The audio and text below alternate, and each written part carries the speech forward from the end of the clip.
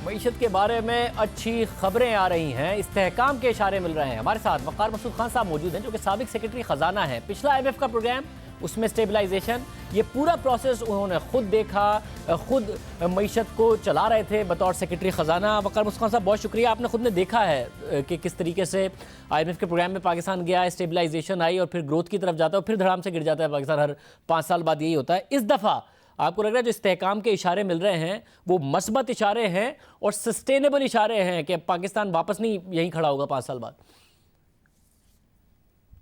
ये सब मुस्बत पेशरफ्ते हैं और इस अमल को आगे बढ़ना है। और आपने खुद ही इशारा कर दिया कि ग्रोथ का क्या मामला होगा। अब इस प्रोग्राम में ग्रोथ के हवाले से यानी कि खुद जो प्रोग्राम के अंदर प्रोजेक्शंस हैं 3 साल के प्रोग्राम में, वो औसतन 3% है। अब इससे तो काम नहीं चलेगा। अच्छा, और फिर ये कि अभी तक तो कोई इंदिया नहीं है हुकूमत की तरफ से। हम तो यानी कि अगर अपनी माजी से लें तो हम इतना तवील अरसा स्टेबिलिटी का गुजारने के लिए जो है, मैं नहीं समझता कि आवाम के अंदर इतना हौसला होगा, क्योंकि ये बहुत तवील अरसा हो गया। देखें, 1 साल तो बगैर प्रोग्राम के हुआ और उस दौरान में जो है आपने स्पोरेडिक एक्शंस किए। उसके बाद जब फंड आ गया तो फिर एक और आपने जो है दवाई जो है वो पिलाई। तो उसके अब मनफी असरात तो हर सू हैं। यानी ये बड़ा अच्छा लगता है और बहुत ही पुरकशिश है ये बात कहना कि जनाब करंट अकाउंट खसारा हमने कम कर दिया है। लेकिन जनाब आप मतलब यानी कि इस मुल्क में इम्पोर्टेड एनर्जी है। आप अगर एनर्जी को दरामद नहीं करेंगे तो मशीन का पहिया कैसे चलेगा, गाड़ी का पहिया कैसे चलेगा, मईशत का पहिया कैसे चलेगा। और ये हमारे सामने आ रहा है। यानी इंपोर्ट्स के जो डिक्लाइन हैं वो बड़े तशवीशनाक हैं और उनकी अक्कासी जो मकामी प्रोडक्शन है उसमें हो रही है। और पहले 3 माह के अंदर जो है जो हमारे पास डेटा आया है तो तकरीबन 6% की जो है प्रोडक्शन डाउन है। अब ये 6% की प्रोडक्शन डाउन होना और इतने की सेक्टर्स में like automobile, iron and steel, cement, तो ये जो है, और यहाँ पे आपको मालूम है लोगों को फारिग भी किया जा रहा है। ये प्लांट्स जो हैं आधे महीने चल रहे हैं और नागे हो रहे हैं। तो मतलब ये नहीं, एक कुदरती इसका नतीजा है कि अगर आप एक हद से ज़्यादा इंपोर्ट्स को दबाएंगे, और इंपोर्ट्स बड़े अजीब तरीके से दबी हैं। एक तो जो डिवैल्यूएशन का असर पड़ा, दूसरा यानी हमारा मैक्सिमम टैरिफ 20% है और उसमें 7% का इजाफा किया गया, 27% जो है। और फिर यानी चेयरमैन साहब इस बात का गिला भी करते हैं कि मेरी तो परफॉर्मेंस अच्छी है बट फॉर इंपोर्ट्स, कि वो जो इतनी उसमें गिरावट आई है उसकी वजह से मेरी FBR की रिसीट्स कम हो रही है, कस्टम्स रेवेन्यूज कम हो रहा है। तो ये अब किसी मौके पे इन्हें सोचना होगा। आपके सामने इन्फ्लेशन की भी कैफियत है। वैसे मगर इन्फ्लेशन नज़र आ रहा है कि कम से कम अब कंट्रोल में आ रही है और शायद आने वाले दिनों में, ज़ाहिर है कुछ कंसर्न्स दिखाए स्टेट बैंक ने अपनी हालिया मॉनेटरी पॉलिसी स्टेटमेंट में कि सिंगल डिजिट में इन्फ्लेशन भी चला जाए, सिंगल डिजिट में शरह सूद भी चली जाए, 13.25% पर है, मगर उसमें तेज़ी से कमी, उसके इशारे आपको नहीं लग रहे कि हो जाएगा ये और फिर ज़ाहिर है उससे इन्वेस्टमेंट हो? मुझे तो याद नहीं है कि माज़ी करीब के अंदर हमने इन्फ्लेशन की ये हालत देखी हो।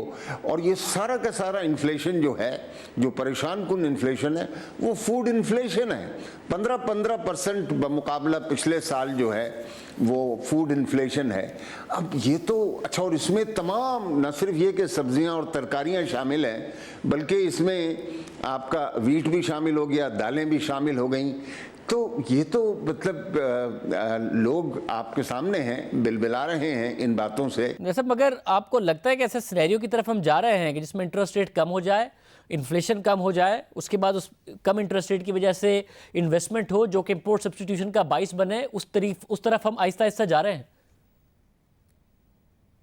शाहजवी साहब, मुझे तो बज़ाहिर नज़र नहीं आता, यानी कि जिस दिल जमाई के साथ स्टेट बैंक और उसकी मॉनेटरी पॉलिसी कमेटी 13.25% पे खड़ी हुई है, ये तो मतलब हम तो रोते रोते थक गए एक तरह से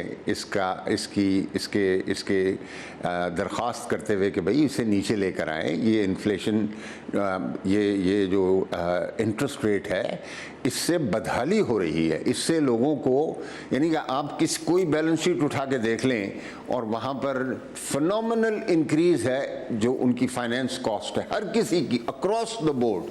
तो ये यानी सिर्फ बैंकों की बैलेंस शीट बढ़ रही है।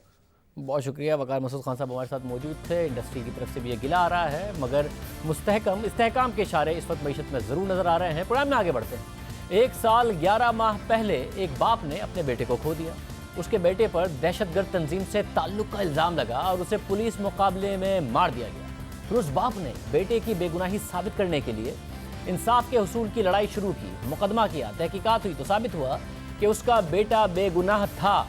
अदालत ने भी उनके बेटे को बेगुनाह करार दिया, मगर बेटे के कत्ल में मुलविस पुलिस अफसर राव अनवार पर इल्ज़ाम साबित नहीं हुआ, जिसने मावराए अदालत 444 कत्ल किए, ये उन पर इल्ज़ाम है। ये नकीबुल्लाह महसूद के वालिद मोहम्मद खान की कहानी है, जो इंसाफ की लड़ाई लड़ते लड़ते बीमार हो गए, मगर बीमारी के बावजूद जिद्दोजहद करते रहे। बेटे की बेगुनाही साबित करने के बाद वो कातिल को अंजाम तक पहुंचाने की कोशिश करते रहे। वज़ीर आज़म इमरान खान जब वज़ीर आज़म नहीं थे, उन्होंने उनसे वादा किया कि आपके बेटे को इंसाफ दिलाएंगे। राव अनवार की अदम गिरफ्तारी के खिलाफ मुजाहरे हुए, जिसके बाद सुप्रीम कोर्ट ने उसका उस ज़माने में नोटिस लिया। फिर राव अनवार कुछ दिन रूपोशी के बाद सुप्रीम कोर्ट के सामने पेश हो गए, जिसके बाद उन्हें कराची मुंतकिल कर दिया गया। फिर बाद में अदालत ने राव अनवार को ज़मानत पर छोड़ दिया। इस ज़मानत के खिलाफ भी इस बूढ़े बीमार बाप ने आवाज़ उठाई। गुज़िश्ता माह 18 नवंबर को व्हील चेयर पर बैठे नकीब के वालिद का आखिरी वीडियो बयान आया, जिसमें उन्होंने राव अनवार के खिलाफ कार्रवाई की अपील की।